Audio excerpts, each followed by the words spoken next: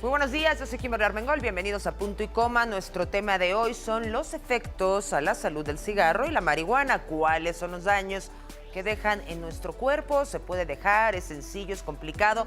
Estas y más preguntas las vamos a resolver hoy aquí. Acompáñenos.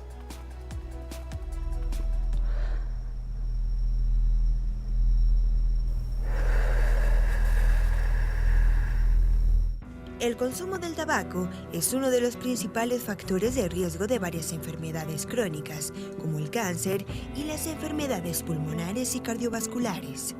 A pesar de ello, su consumo está muy extendido en todo el mundo.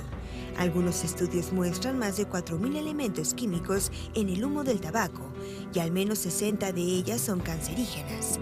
Además de la nicotina, la cual es conocida como el ingrediente más adictivo del tabaco, que estimula el sistema nervioso, lo que acelera el ritmo cardíaco y aumenta la tensión arterial. Otro ingrediente es el alquitrán, generado cuando el humo del tabaco se condensa. Es una mezcla de diferentes productos químicos, incluidos el arsénico y el cianuro. Este alquitrán se asienta en los pulmones y en el sistema respiratorio, siendo gradualmente absorbido por el organismo. El monóxido de carbono se aferra a la hemoglobina en la sangre con más facilidad que el oxígeno. Esto hace que la sangre transporte menos oxígeno por todo el cuerpo, lo que aumenta el riesgo de trombosis. La mayoría de los daños por el tabaquismo depende de la dosis, es decir, que son peores cuanto más se fuma. Pero si se concluye que no existe un nivel de consumo seguro para la salud.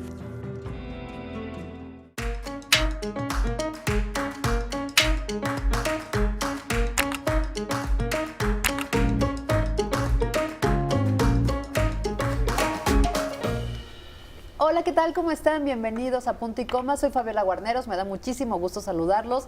Y ya vieron el tema, y es polémico, y no a todo el mundo lo vamos a convencer, pero sí queremos aportar datos para que tome la mejor decisión, ¿o no, mi querida Kim? ¿Cómo estás, Fabi? ¿Cómo estás? Muy bien. ¿Y tú? Con ese tema tan interesante, ¿no? Así es correcto. Y pues para hablar de los temas, de las implicaciones y por qué es importante tomar en cuenta que quien pues usa tabaco puede ser más propenso, no estamos diciendo que todos y no es la regla, pero puede ser más propenso a tener otro tipo de adicciones. Para esto nos los va a explicar el doctor Eduardo Hernández. Él es fundador de la Clínica del Tabaco. Bienvenido, doctor. Fabiola, muchas gracias, buenos días. Pues mire, yo estaba leyendo su tarjeta y de repente, pues sí dije, wow, lo tiene que explicar. Dice, el tabaco da pie al abuso del alcohol.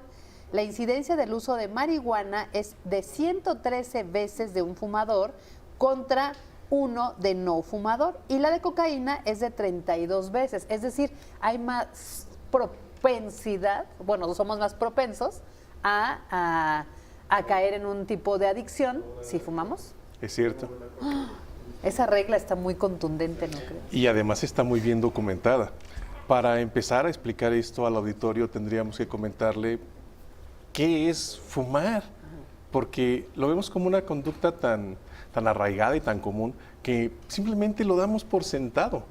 Pero fumar es inhalar el humo producto de la combustión de una planta seca que genera una temperatura de 800 grados Celsius para inhalar los vapores que de ahí se desprenden. Estos vapores calientes que dañan el tracto, tan solo la sola definición parece contraria a la razón. ¿Por qué hago algo así? Tenemos que explicar en primera instancia que la nicotina, que es el compuesto adictivo y psicoactivo de la planta del tabaco, es un compuesto extremadamente tóxico, 60% más venenoso que el arsénico y que el cianuro. Si ponemos sobre la faz de la Tierra los venenos más tóxicos que hay, que conoce el hombre, son el veneno del pulpo de anillos azules, el veneno del ilucangi, una medusa en las costas australianas. Y en tercer lugar está la nicotina. Así de tóxico es este compuesto. Vamos avanzando en esa observación de por qué una persona que consume nicotina puede ser más propensa a consumir cocaína, etanol o tetrahidrocannabinol. Cocaína en la hoja de coca, tetrahidrocannabinol en la planta del cannabis o etanol en todas las bebidas alcohólicas. La nicotina tiene una forma química muy parecida a un neurotransmisor que produce nuestro cerebro. El neurotransmisor se llama acetilcolina. No nos fijemos en el nombre, sino en lo que hace. Este neurotransmisor modula más de 200 neurotransmisores en nuestro cerebro. Esta modulación es para que sobrevivamos. El sistema nervioso está diseñado desde hace 4.000 millones de años que empezamos a evolucionar como seres vivos en que podamos sobrevivir, que podamos consumir nuestros alimentos, que podamos hidratarnos, que podamos tener relaciones sexuales, que la especie sobreviva, que hagamos nuestro trabajo, que veamos por los más necesitados. Esa sensación de ansiedad, de no he hecho mi tarea, no he terminado mi trabajo, es normal. Los seres humanos así nos motivamos para actuar. Ahora, ¿a qué hora comes? Cuando puedes. Cuando puedo, entre 3:30 a 4. 3:30 a 4. Y si son 5:30, 6 y no has comido, ¿cómo te sientes, Fabiola? Ay, me siento enojada, me siento ansiosa, me empieza a dar más hambre. Más hambre. Sí. Sensaciones desagradables. Sí. Kimberly, ¿cuál es tu comida favorita? Pizza, sushi. ¿Cómo te sientes después de una buena pizza italiana, feliz? Este ejemplo tan sencillo que está diseñado para que nuestro auditorio tenga referencia de lo que estamos tratando de explicar, es lo que hace la acetilcolina. Esta hormona controla las sensaciones de ansiedad por no comer. Hay una hormona que se llama noradrenalina que se inhibe y te genera estas sensaciones para motivarte a consumir tus alimentos. Sí. Cuando consumes tus alimentos se libera dopamina y esta hormona te hace sentir bien. Sí, con saciedad. Con saciedad. El sistema nervioso está diseñado para que hagas las actividades que garantizan la supervivencia de la especie y la tuya misma. ¿A qué viene todo este tema? Con la pregunta inicial, que la nicotina tiene una forma química y polaridades eléctricas muy parecidas a la acetilcolina, que es una hormona, es una forma química. La nicotina, a nivel físico, tiene una forma tan afín que es 8 veces más capaz de ligar, capaz de interactuar con las estructuras neuronales que son las que nos hacen sobrevivir. Sí, exacto. De hecho, la acetilcolina se libera en primera instancia en el mesencéfalo, el cerebro medio. Cuando inhalamos nicotina, en menos de 7 segundos, esta área se ve inundada con nicotina. ¿Y está feliz? Y estás feliz cuando inhalas nicotina por la forma química que tiene. Es un engaño del sistema nervioso. Los fumadores no somos tontos, ni somos culpables. Somos víctimas de una industria mercantilera, egoísta, que lucra a partir de la salud pública. De esta dependencia, dicen los números oficiales que 66,000 personas pierden la vida cada año en México.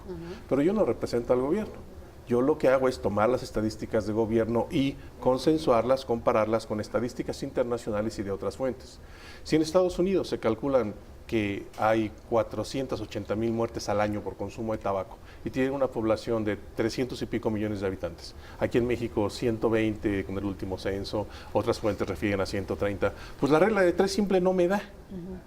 Estamos hablando de que en México, con esa simple lógica, son más de 100,000 personas las que fallecen por consumo de nicotina. Hay que ser claros en ese sentido. Nadie se ha muerto de sobredosis de nicotina. Nadie se ha muerto de sobredosis de tetrahidrocannabinol. Sí, eso es cierto.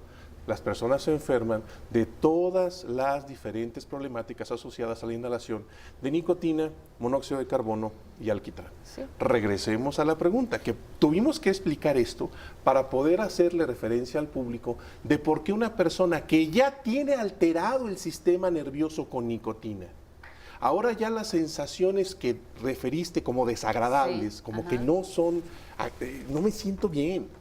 Y las sensaciones de estoy satisfecho dependen de que haya o no nicotina en tu cerebro. Y entonces, ¿le parece ahí viene la incidencia. Exacto. ¿Y le parece que esto lo dejemos para después del corte? Por supuesto. Entonces ya tenemos el preámbulo, ya nos explicó cómo funciona nuestro cerebro. Ya tenemos una base para seguir construyendo. Regresamos con el tema, no le cambie. Estamos de vuelta en Punto y Coma con el doctor Eduardo Hernández, fundador de la Clínica del Tabaco. Te interrumpimos para irnos a corte, cuéntanos. Estábamos haciendo la referencia de cómo es que la incidencia del consumo de marihuana es de 113 veces de alguien que fuma tabaco contra alguien que no fuma, y la incidencia del consumo de cocaína viene de 32 veces de alguien que fuma contra alguien que no fuma. Esos son datos de la encuesta domiciliaria de uso de sustancias en los Estados Unidos en el año 2003. Algo que hacemos en la Clínica del Tabaco es que no presentamos nuestra opinión, que si bien tenemos una opinión al respecto, y creemos que son adicciones que deberían de preocupar más al sector salud. Pero en ese orden de ideas lo que nosotros presentamos son los datos de las encuestas internacionales de fuentes serias. Si quieres discutir contra la Organización Mundial de la Salud, contra el Instituto Nacional de Psiquiatría, contra el Instituto Nacional de Enfermedades Respiratorias, está bien, estás en tu derecho de discutir lo que tú quieras. Sí. Se oye un poco necio que discutas contra las organizaciones internacionales respecto a estudios que lo que pretenden es mejorar la salud pública. Claro. Y al final tener la oportunidad de un país mejor y más sano. Yo te comento, Kimberly, respecto a la pregunta de este tema de la incidencia del consumo de cannabis y del consumo de cocaína, que si en México tuviéramos la voluntad política, porque la capacidad existe en muchos profesionales, de reducir efectivamente el 30% de la incidencia de consumo de tabaco que tenemos en México, podrías cambiarle la cara a este país. Ya explicamos que el sistema nervioso se altera a partir de la interacción con nicotina. Esta alteración, cuando el paciente está en un proceso de enfermedad y se presenta la oportunidad de consumir cualquiera de estas sustancias, simplemente por el proceso de experimentación. A ver, y si existe esa compatibilidad fisiológica, bingo, el paciente se saca una adicción. Tengo que hacer referencia de que la parte de la psicología clínica aporta para muchas cosas, pero no para detener adicciones. Porque si eso fuera cierto, entonces tendríamos que las adicciones estarían enfocadas en un segmento muy específico con un corte especial, y eso no es verdad. Porque encuentras adicciones en todos los estratos sociales, en todas las edades, en todas las latitudes. Entonces parece que esa perspectiva no es del todo correcta. La perspectiva correcta que tiene que considerarse en primera instancia es la fisiología de operación del sistema nervioso. Claro. Si yo no soy compatible con el tetrahidrocannabinol, no desarrollo, primero, esa modificación del tiempo y el espacio. Segundo, no siento ansiedad a la salida. Kimberly hizo un comentario hace rato respecto a que te sientes bien cuando fumas. Sí, pero cuando la nicotina sale de tu cerebro, te sientes mal.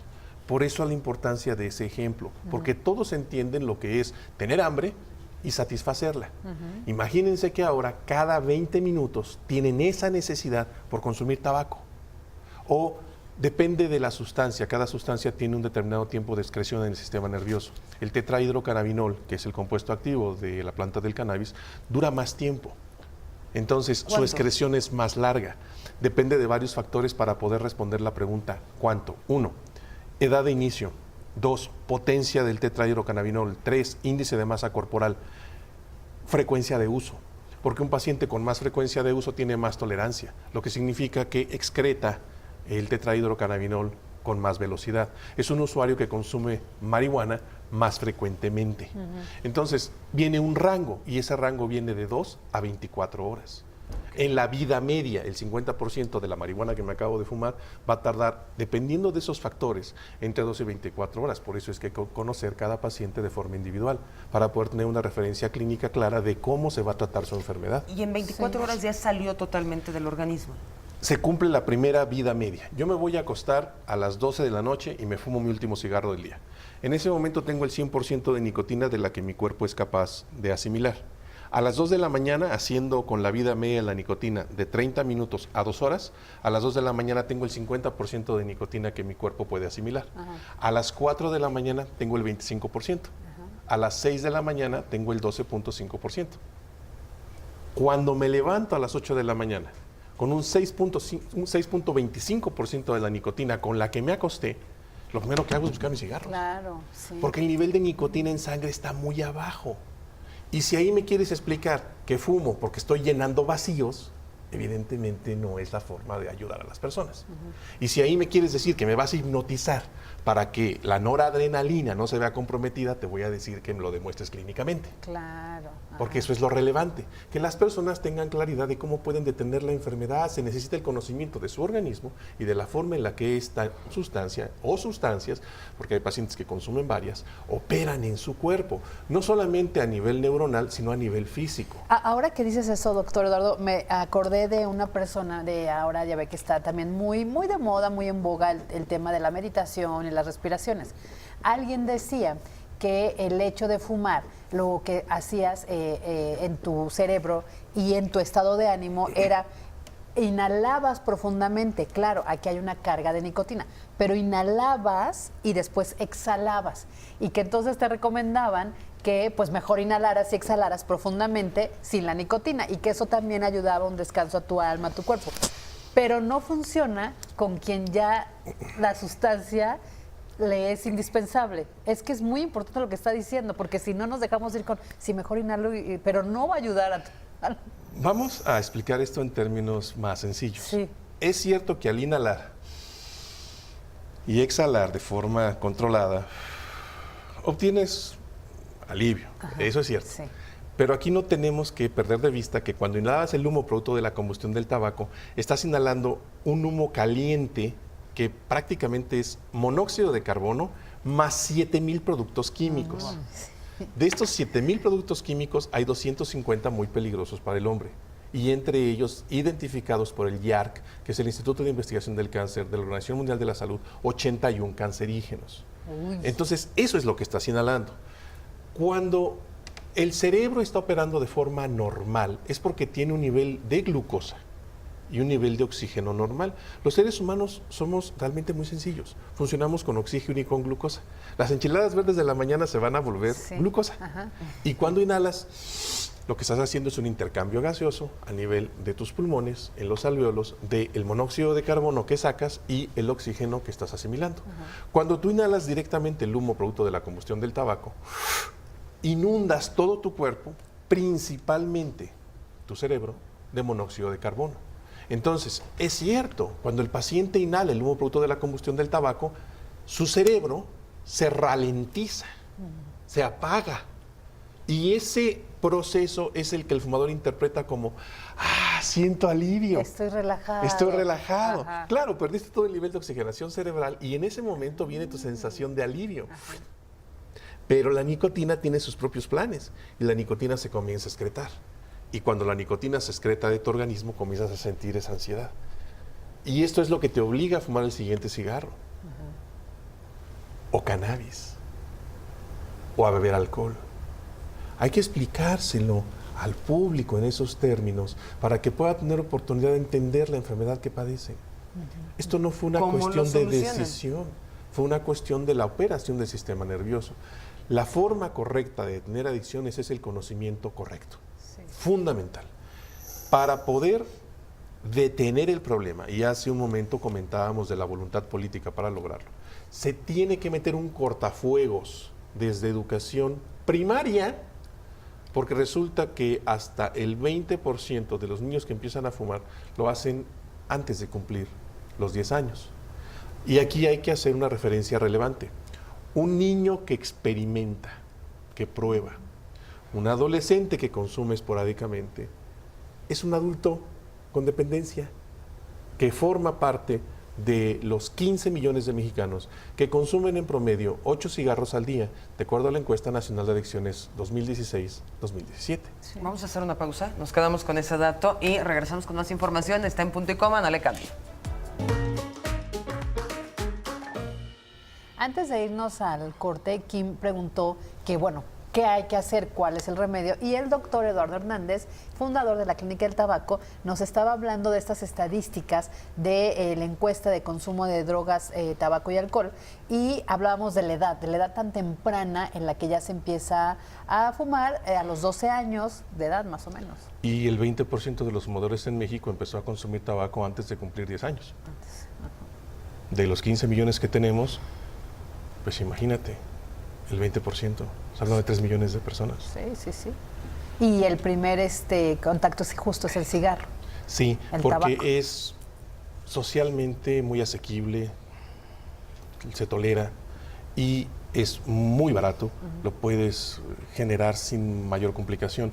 Para el ritual de beber alcohol es un poquito más complejo con los menores, pero el tabaco está disponible por unidad, cosa que hemos señalado hasta el cansancio con el Convenio Marco para el Control del Tabaco de la Organización Mundial de la Salud, al que México está suscrito y que simplemente no es conveniente para la salud pública.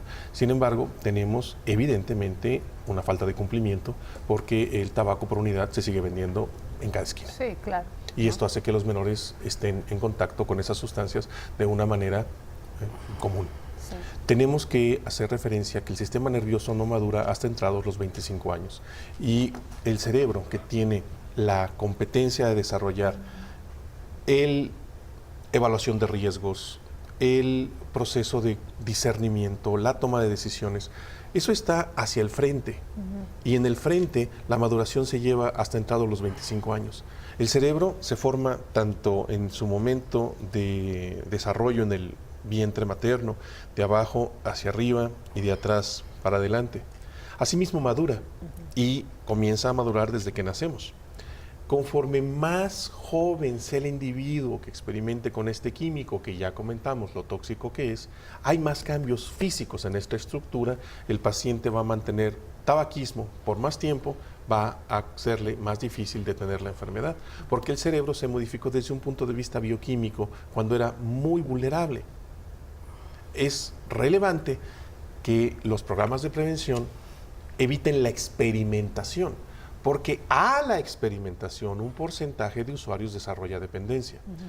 Es que no es mucho, dicen algunos promoventes. Por ahí he oído algunos comentarios recientemente que hay que darle prevalencia a la industria del tabaco, lo cual me parece una aberración desde el punto de vista de la salud pública. Claro. Si lo que pretendes es salvaguardar la salud pública, tienes que quitar los determinantes de riesgo, y el tabaco es precursor de 34 enfermedades que causan la muerte. Y por mencionar las 4 más conocidas, que es el infarto cerebrovascular, el infarto agudo al miocardio, la enfermedad pulmonar obstructiva crónica y el cáncer de pulmón, se calculó en 2008 que México había gastado 75.200 millones de pesos en diagnóstico, tratamiento y rehabilitación en el sector salud de estas 4 enfermedades nada más. Ahora, las otras 30 no están contadas. De manera que podemos considerar que ese número de 75.000 millones es más alto.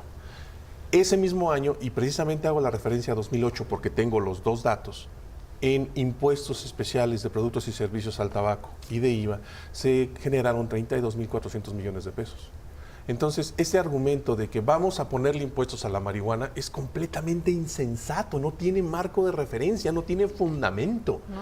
Si me estoy gastando 240% en salud de lo que es recaudo de impuesto, pues no suena un buen negocio.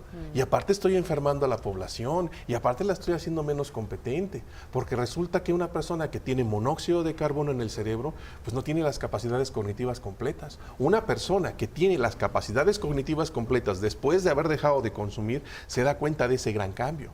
Aquí tenemos un coxímetro, que lo que hace es precisamente medir el monóxido de carbono que hay en el aire que exhala un fumador. Y esto también te sirve para cannabis, o para cualquier droga que sea inhalada a través del proceso de combustión. ¿Y el otro qué es? Este es un espirómetro. El espirómetro lo que me permite es, aquí hay una hélice. Esta hélice el paciente la tiene que girar un determinado número de veces y a cierta velocidad. Y con eso yo comparo contra otros pacientes de su edad, de su peso, de su sexo, cómo es su curva respiratoria, para poder determinar si él está en el estándar, está arriba o está abajo. Todos los fumadores padecemos enfermedad pulmonar obstructiva ¿Tú eres crónica. fumador? Yo fui fumador, yo fumé 30 años, yo por eso estoy a favor de los fumadores. Yo lo que quiero es que el fumador recupere su salud y se dé cuenta de que fue engañado, de que somos peones de ajedrez al sacrificio para obtener intereses económicos de industrias poderosas, cabilderas, que generan en el Congreso intereses políticos y económicos. Así es de claro. Si el hilo negro ya está inventado, el tabaco no aporta ni a la salud pública, ni al escenario político, ni al económico. Al contrario, resta y resta mucho. Oiga, doctor, vamos a hacer una pausa porque queremos pues que nos explique cómo funcionan estos aparatos y vamos a hacer una prueba al aire, ¿les parece? Perfecto. Entonces no se vayan, vamos a hacer la pausa y regresamos aquí en Punto y Coma. Estamos de vuelta, ya tenemos aquí a nuestra voluntaria, gracias por estar con nosotros. Acaba de fumar hace 5 minutos y va a hacer la prueba con el doctor. Vamos a ver. Bien, Lupita, la idea es que podamos medir tu nivel de monóxido de carbono. Este es un coxímetro, lo que hace es medir cuántas partes por millón de este gas hay en tu cuerpo. Yo lo voy a echar a andar y cuando lo haga te voy a decir, inhala. Ok. Inhalas lo más que puedas, profundo, y vas a aguantar la respiración 10 segundos. En esos 10 segundos vamos a condensar el nivel de monóxido de carbono que hay en tus pulmones para que lo pueda medir el dispositivo.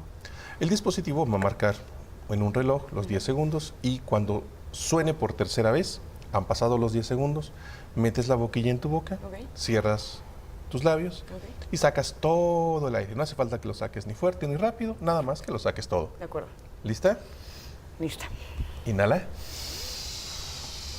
Lo más que puedas, no hables, no saques el aire, toma el dispositivo. Muy bien. Cuando suene por tercera vez, lo metes en tu boca, cierras tus labios y exhalas. Ahora, saca todo el aire. No hace falta que sea fuerte, no hace falta que sea rápido, pero sí hace falta que sea todo.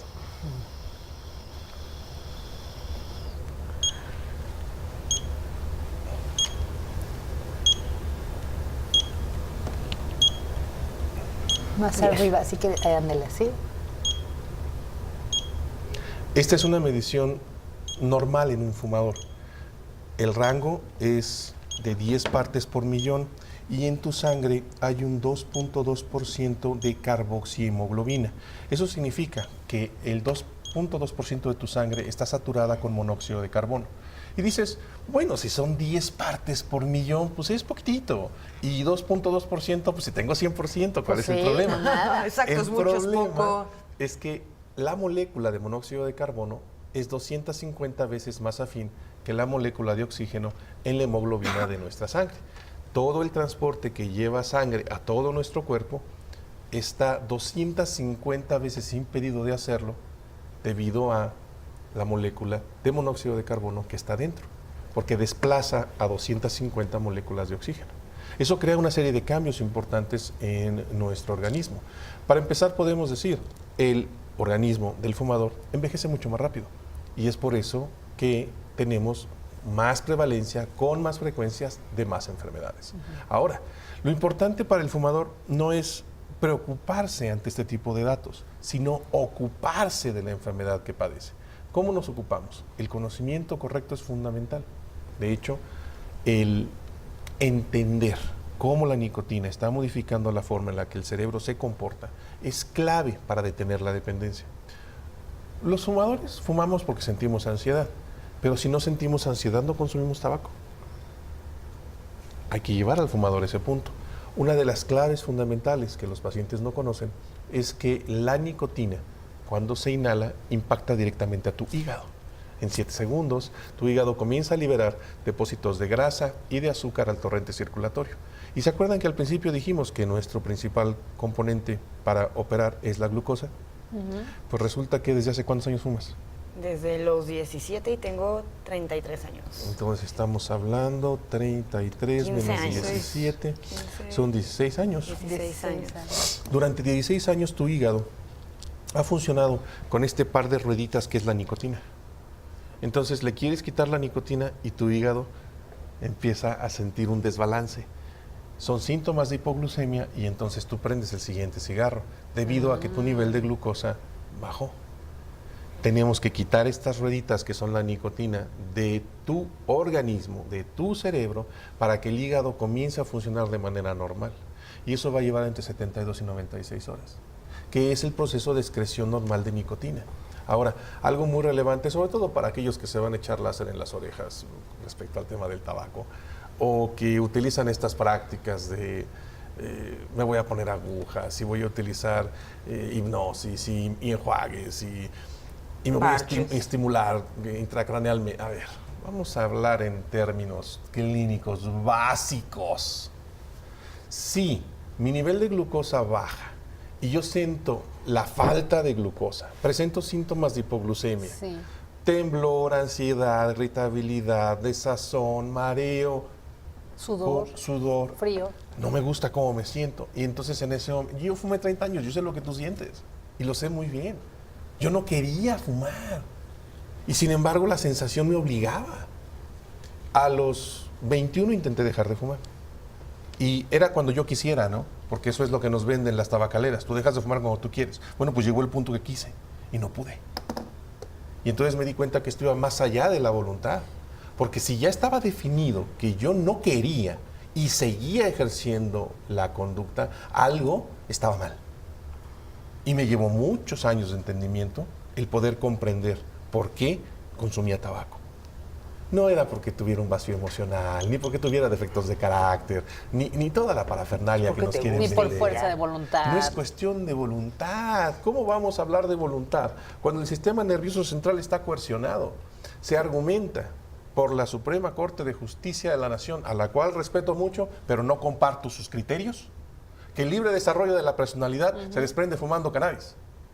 Por el amor de Dios, si esta estructura depende de un balance bioquímico natural básico, si yo altero la estructura fisiológica donde está la mente consciente anidada, que es el contexto psicológico de mi personalidad, entonces ya dejó de tener completamente sentido el argumento, porque tu personalidad depende de que esta estructura funcione bien. Y si esta estructura está coercionada porque hay químicos externos que nunca debieron de haber llegado ahí, entonces ahora yo como paciente dependiente del cannabis te argumento, no me quites mi cannabis, porque tengo ansiedad y yo tengo derecho. Sí, es cierto, todos los pacientes tienen derecho a la salud, no a la administración de estupefacientes psicoactivos que en el caso de la nicotina crean microinfartos en toda la corteza. En el caso del tetrahidrocannabinol degradan la corteza prefrontal y achican el lóbulo frontal. Eso parece que nadie se los dice a los muchachos cuando les dicen que si quieres fumar cannabis, tú decides. Sí, pero que decida con el conocimiento correcto. Explícale esto al muchacho antes de que empiece a fumar y ahora sí dale la responsabilidad. Pero no le digas para que desarrolles tu personalidad.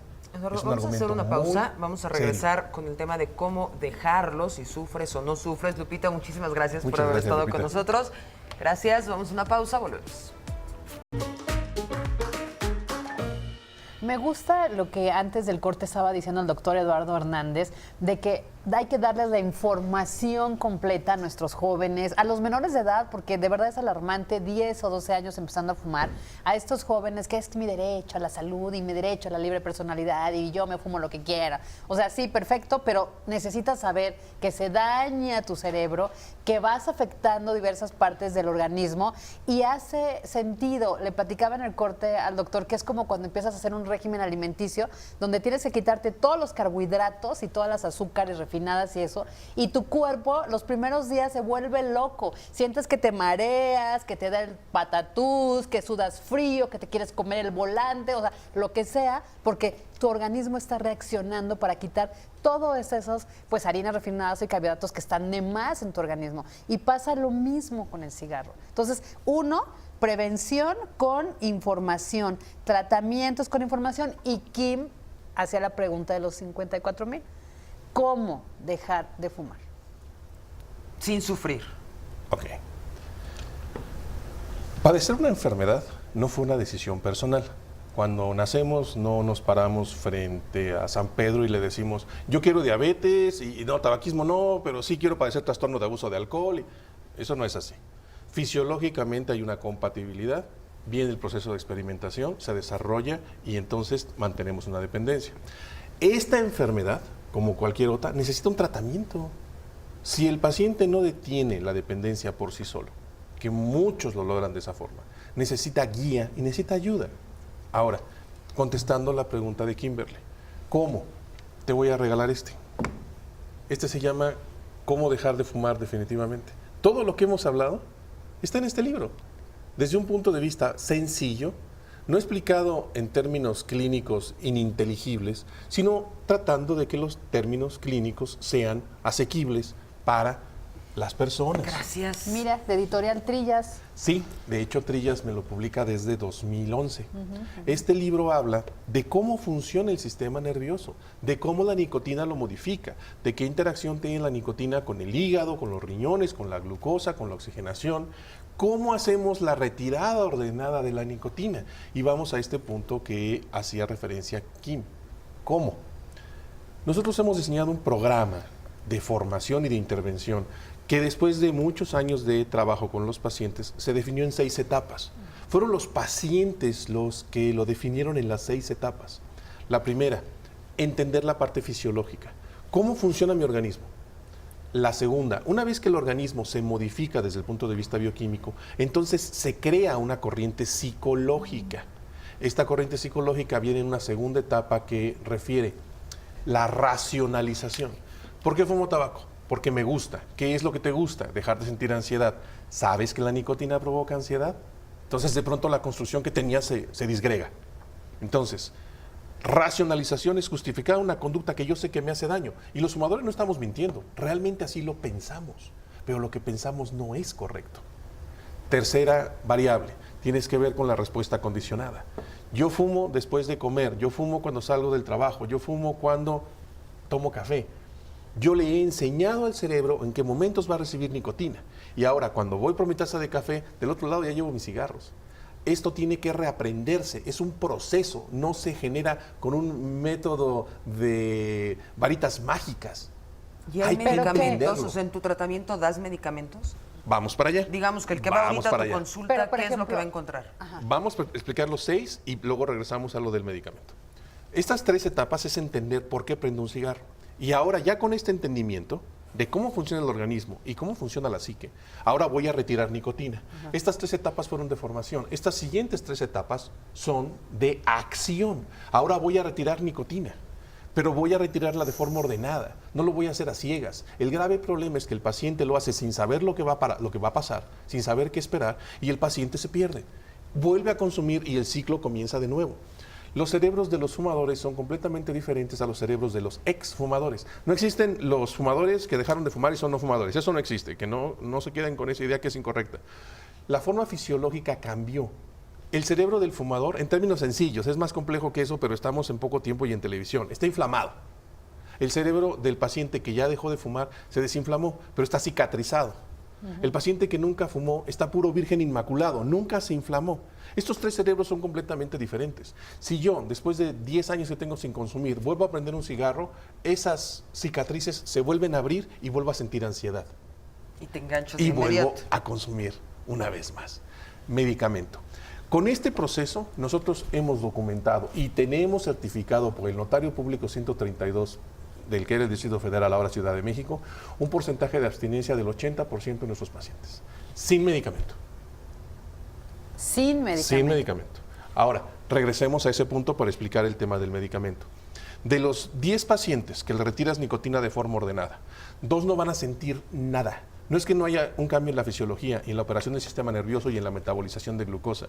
Es que simplemente en este proceso el paciente no tuvo una sintomatología marcada.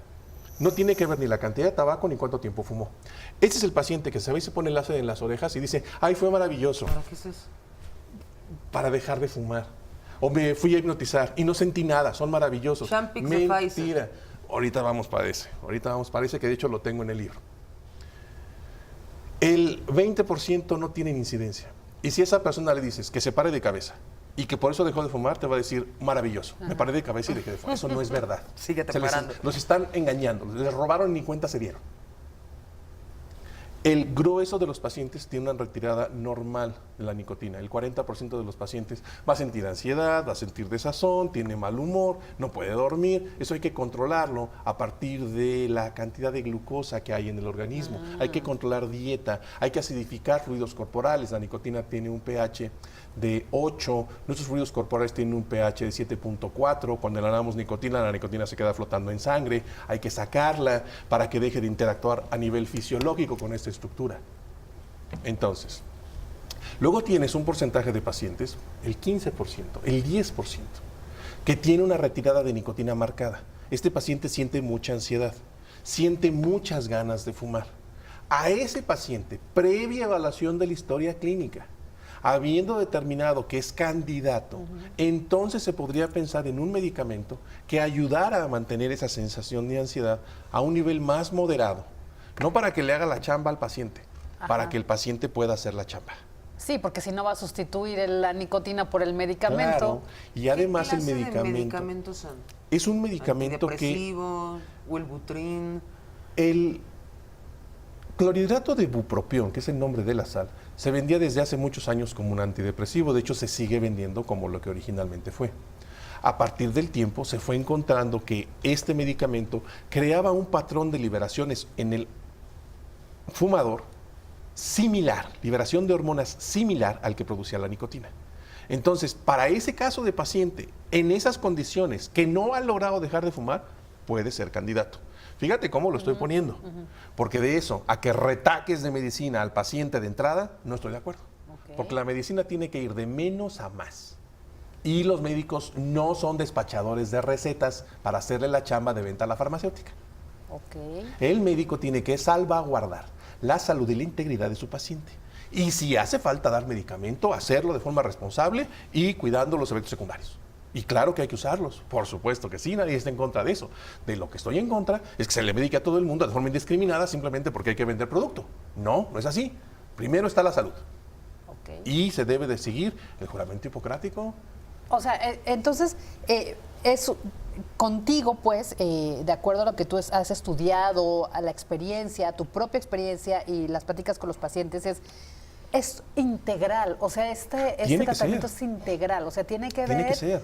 con incluso alimentación. Es que va fisiología, psicología, entorno social, Claro. económico. Hablamos hasta de la política pública, para que entiendan por qué se sigue vendiendo tabaco en México. Pues porque industrias como Philip Morris, Gatam, British American Tobacco, son utilidades multimillonarias. Sí, sí, sí. ¿Estas empresas no saben que el tabaco hace daño?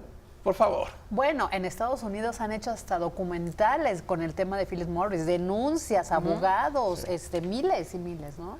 La realidad El es que la industria cabildeo en tabacalera Estados no es una Unidos. empresa socialmente responsable. Es una empresa que lucra a partir de que el 50% de sus usuarios va a perder la vida hasta 20 años de la expectativa que le corresponde en México. Y de hecho, en este país se pierden una cantidad importante de vidas en edad productiva.